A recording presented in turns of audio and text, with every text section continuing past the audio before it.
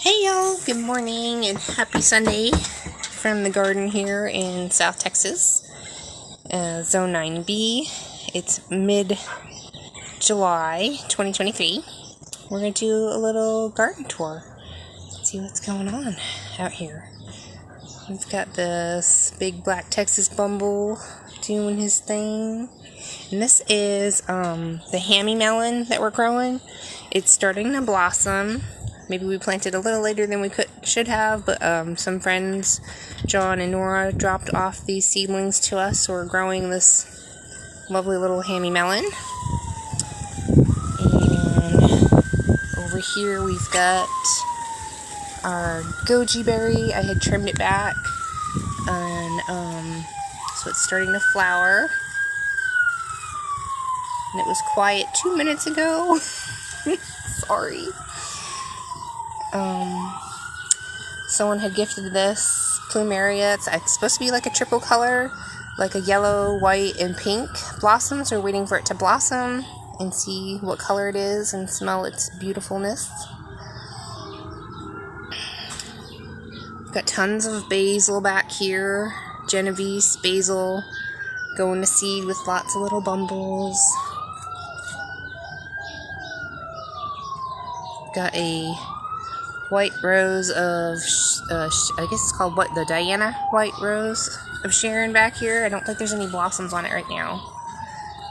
It's a little too shaded by my basil. Here is our strawberry papaya trees that we're growing. And then this is our moringa tree going to seed. And our friend at Baba's Antiques said that you can use the flower petals and saute them with, I think, a little bit of garlic and olive oil, and I forget what else. Maybe just some turmeric, I think. And she puts them in like some kind of Indian dish. It sounded really good. So we do eat the moringa and eat it fresh or powdered in salads, smoothies, teas. It's really beneficial and tastes really good. It's a great little multivitamin. Grows really well here. We've got some little ice cream banana trees. This is I think it's Australian dilly pilly. It's a fruit tree, and I think it's about 2 years old now. I'll have to do some more research on it. I have started trimming it just a little bit at the bottom. And I may have to top it at some point and maybe let it bush out a little bit more. So we'll see. We're going to grow it in this big pot. We do get freezes here in South Texas, so I don't want to leave it out in the ground. It's something that no one's really growing here, so we're going to see how it does in a really large pot. So it's not the 20-inch one. I think it's a 24-inch pot. It's like that next big one. And so we just have more ice cream banana trees here. I don't know if you can see them. They're about 30 feet tall. We just run our wash water to them. I make my own laundry detergent out of coconut oil. And so every time we do a wash, we run the wash water here or to our fig trees. It is really hot right now. If you're experiencing the heat, this is the heat we've had probably not in like 125 years here in South Texas. We were technically hotter than Death Valley. It felt like, I think the other day we were at like 117 down here in Corpus Christi. So we have moved some of our other plants here under this shade cloth from Harbor Freight. I think it's like 80% shade cloth. It does really well on top of the pergola. The wind can go through it without lifting it up or swapping around. The cloths that come with it, our winds are too high and they would like lift this up or break or something. So we switched it out. And so we've just got like our snake plants here. That's an amaryllis. I moved my mums here and our dianthus. I think this is a balsam fir. And then under some fish netting and a little bit of 30% shade cloth, we have our Meyer lemon tree. So we've got some nice little Meyer lemons on here. And we've got our key lime back here, which has some little baby key limes on there. They're netted because of the birds. We have lots of native birds that will just scratch, peck at that, and it will ruin the fruit. It won't actually get juicy, and it damages the fruit. So we have to net it. Also, with the freezes, these will freeze. So we've got them in really large molasses tubs that when we have a freeze coming in the fall and winter, we scoot them into our kitchen in the house. And that's how we overwinter them. But we just have this little arched trellis here with the hammy melon. It's supposed to be a really sweet melon, really high sugar content, and a few more strawberry papaya trees. They like really well draining soil. I've never grown them. I have a little bit of chlorosis, which looks like maybe possibly a iron deficiency. So I've got some iron supplements that I've added. That seems to be helping. They don't like their feet wet, so we kind of water these every other day. The melons get watered every day right now. We're in temperatures over 90 degrees every day. So every day we're watering deeply, early morning or evening. There's a little pineapple cutting. It does take 2 years for pineapples to grow, but they are super fun. So we're doing that again. And here's our little Vitex putting on a second bloom. It's got these pretty purple blooms. And here's our little pool to cool off in at night. More hammy melons. And this is that purple Thai long noodle bean. I really liked it. It tasted a lot like, if you pick it early, it tastes like to me it tasted like a snap pea. And it's got these really pretty purple blossoms. And it makes and you could use it for fodder for your chickens and stuff like that. There's not a whole lot growing in the garden as far as, like, it's just so hot right now. So, like, our cucumbers are over and dead. We have a bunch of stuff we need to clean up. We have used this really heavy clear tarp. We solarized this bed here for probably a month. I already added my soil amendments, tilled it up, watered it in, and solarized it. So we'll plant in there for fall. And hang out here. It's got a little pothos plant. I know it's a house plant, but it does really good out here in the shade. And not sure if my chamomile is going to make a comeback or not, but we had chamomile in here. Here's a little poinsettia, and those are cast iron plants that we had to move into the shade. And I've got some orange marigolds here. Kira's hanging out with us for a little bit out here until she's got to go inside. And we've got, this is a Java plum tree, and I need to do some research and find out if I need to prune that now to shape it into like one stalk, and maybe it will root. I don't know, I need to look that up, so we'll see. But I've got some purple rose of Sharon growing here, more snake plants. This is supposed to be a rare exotic bromeliad we got from someone who donated to our South Texas Botanical Gardens, and we don't know what color it is. We've had it for probably 2.5 years and it hasn't bloomed yet, so I'm hoping this is the year it blooms. It's got like a bunch of side shoots, so we'll see what color it is. We've got some milkweed. I forget what this purple stuff is down here, but it's really pretty. Some spider plants, snake plants. This is my Marconi pepper plant. It's having a little bit of a hard time. Not sure what's going on. Need to look that up. We've got plenty of serrano peppers here. They're starting to get a little bit sun scalded, so I need to pick them.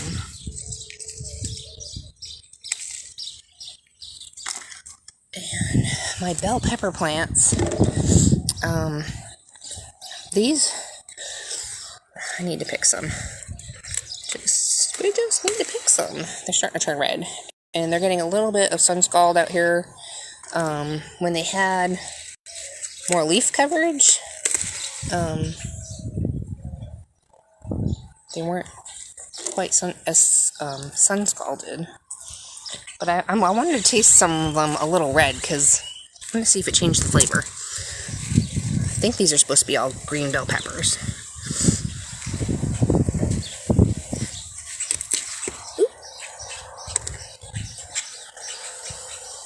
So a bunch of peppers, more Thai purple noodle beans, and this was needing some iron. This tends to go through some type of chlorosis. It's a ruby red grapefruit tree, started from seed a little over 3 years ago. We haven't had fruit on it yet, but it is like putting out a lot of new growth. Oh, it's a beetle. It's a beetle! Beetle bugs! What are you doing? Eating my tree?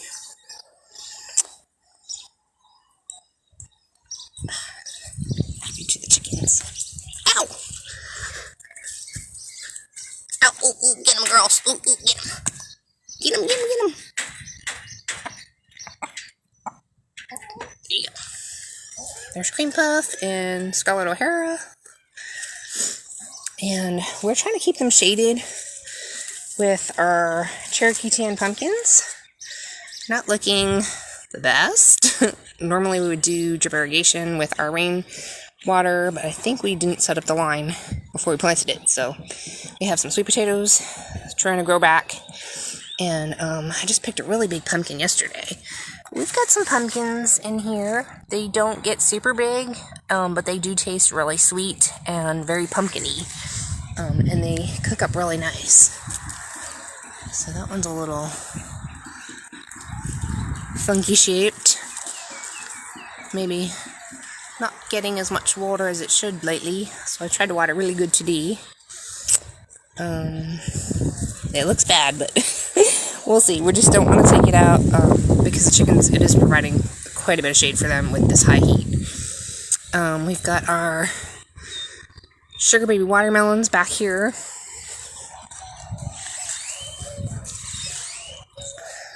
Mixed in with Pecos cantaloupe. It's a wasp. Looks like a waspy. It's looking for water.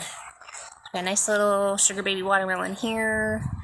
There's some more Wayland set out here. There's another one. Just trying to keep them covered so they don't get burnt by the sun. I don't have any cantaloupes yet that I see. But there's some more watermelons over here.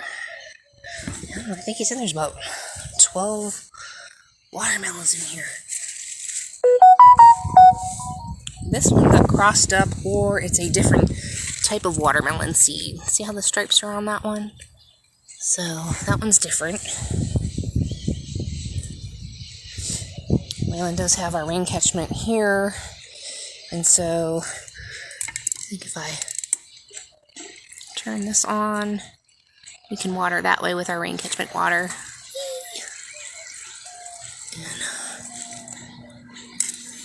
we do have a filter on there, the dig system irrigation filter. These saucers really help. So I water really good, and also put water in the saucer, which the little birds come and take a splash bath, usually early in the morning. And let's see. Peppers. And here's some more of our rain catchment here. And then here is our Little Miss Figgy purple fig trees. We had these in pots, but you had to water them every day, and then they just seemed to not do as well in the pots that we had. They were giant molasses tubs. So we did make kind of like a raised bed and just put 3 of them in here, and they've been doing a lot better, and I can flood irrigate them when I do laundry, and it gets wicked up. Right here, this is a low spot in our yard, so that's, or I water, because they are surface trees as far as their roots are on the surface, and so I need to you do need to water in this high heat daily at the root system, not the leaves, because it will make, if you water the leaves, you'll get like this rusting, and it doesn't hurt the plant, but I mean, probably does affect the fruit and them not being able to plump up and ripen as well. So we always water at the base and not the leaves. So still got some more cleanup to do out here. Here's our little outdoor fire pit, little spot to sit, a little succulent ribbon thing happening here. It's really kind of cute. And then there's no shade cloth here on this side of this fruit cage, hoop house, veg house that we've created. It's super sunny here in the morning, and it is slightly scalding our peppers. And this is the first time I've done that in here, so I think I would put shade cloth along this back side, but we seem to be out of it right now. So anywho, we just have the 30% that goes over the top of it. We used to have pots in here, but it just became too much to water them all individually. It got kind of chaotic. So we changed it out into a U-shaped raised bed from bricks that we already had, and I patinaed these with iron sulfite and kind of like a 1-to-1 ratio of water, probably about 2 coats with a little paintbrush, and so it's all natural. Our celery is dying, it's just too hot. Here's some more of our Little Miss Figgy trees. So this is what the Little Miss Figgy looks like, and they need to be drooping and a little bit softer. So maybe by this evening, see, it would need to be drooping a little bit, and it's not. And if it doesn't come off right away, it's not ripe enough to pick. If you pick them too early, they won't ripen. The fig trees, you have to pick them exactly when they're ripe enough, which is why they're in here, so the birds don't peck at them.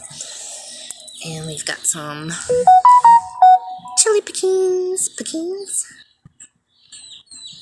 And we've got bell pepper plants, and the Swiss chard died. It was just too hot.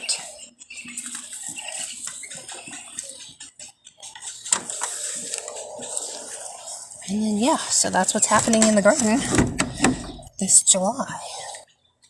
Oh, okay, let me show you the front.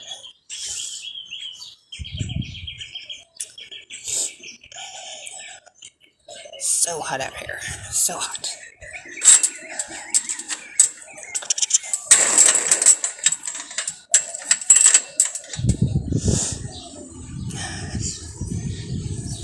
We have a really beautiful oak tree in the front, and so this just gets morning sun, and this was from a plant swap. It is a desert rose which bloomed today. Look how pretty. So we've had this for quite some time, but this is its first bloom today. Hello, beautiful. That's a Mexican petunia. Does really pretty. The hummingbirds come in the morning and feed off of that. This is just chicken fodder right now. The kale's just kind of, even if I water it every day, it's a little tough. So it's not something we're really eating. We're giving it to the chickens. And I did see some cabbage loopers in here the other day. So the cabbage loopers are out. There they are, or whatever he is. That's a different guy, maybe. Maybe he's a cabbage looper. If you know, let me know. But anyway, he's having, see, he leaves these little green poops. He had my eating stuff. So anyway, you need to go somewhere else, buddy. Garlic chives, basil, Greek oregano, rosemary, more basil. Makes like there's 3 different pots. It makes like a really nice little bush. This is it portulaca? That one's not portulaca. It is a purslane, but it's a special orange creamsicle colored one. Something's eating our little snake plant. We have a prayer plant, different Hoyas, lemongrass back here, some type of lily. I think it's a yellow lily from New Braunfels from a friend. We have little elephant ears, fox fern. We have a little fox fern, which is nice and soft. Some mint. This is my, oh, we got a blossom this morning, yay. This is my my datura plant. It is purple and white. It doesn't have a smell or scent. It is quite beautiful. It's a little sunburnt, but we'll take it in this high heat. It's starting to put on some more blossoms here. It's highly toxic, highly poisonous, so if you have children or pets, probably best not to have this plant. You can do your own research, but we just keep it in the front. And then I'm slowly emptying this bed. It was just, I don't know what, just kind of some crappy topsoil that they had in here originally, so we've been growing in it for 7 years, and it's just really struggling. So I'm emptying it out, filling in all the little low spots in our yard, and then I'm going to put the Mel's Mix in here for fall, with the peat moss, cocoa core, black cow manure, vermiculite, and perlite. So we'll put that in there with the worm castings. And it's kind of a slow process because it's super hot out. It's hard to dig all that out. It's pretty deep. Got some aloe here. And we did get a little harvest off of our grapes. The birds really quite enjoyed them while we were out during the day. So that's our Concord grapevine and our purple rose of Sharon.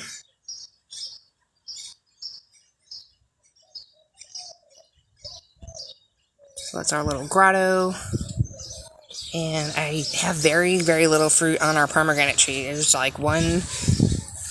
Early in the season it bloomed, and probably in February or March it bloomed, a lot of blooms. We had high winds. Even though I watered at the base, it just knocked off all of our blossoms. So this year, maybe that was a sign that we were going to have a bit of a drought and really high heat.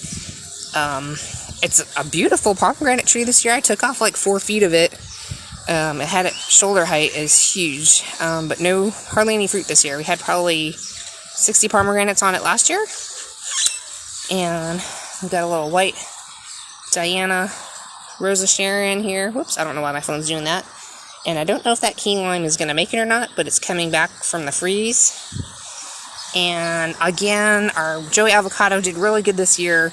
Had hundreds of blossoms and fruit on it, but the winds were really strong. We ended up with only 4 avocados, which I was able to harvest before the squirrels this year.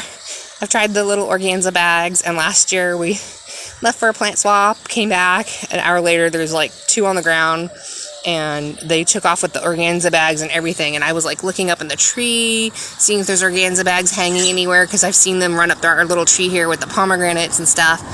And yeah, no, they just enjoyed all 20 avocados that were on that this year. Squirrels. Anywho, yeah, that's it. That's our little front porch farm stand. Got some goat milk soaps, some pumpkins, and we do have like a U-pick bag, mint, basil, garlic chives. Oh, I'll probably need to take the kettle off. Goat milk soaps on our Etsy at BeccasByTheBay. Some homegrown loofah, and a little honesty box, Cash App or Venmo. And yeah, that's it. That's our July garden tour of what's making it, what's hanging on, and I still need to finish watering all of this morning. So I hope you guys have a beautiful Sunday, and try and stay cool. This heat is no joke, no lie. Heat exhaustion is happening daily around here. We're drinking electrolytes, but it's pretty hot. And the only reason why our grass is green is because we are watering on our trash day. We do have water restrictions, so a lot of people choose not to water, but we do want to keep it hanging on at least. So we water our grass on our trash day, and it's because otherwise we get really bad cracking with the drought. Can't quite keep it all green, but we try. So have a beautiful Sunday, and thanks for stopping by here at Becca's by the Bay. I'm super sweaty. Look at my hair. It's crazy. It's just so hot out here. So hot. All right. See you guys later. Thanks.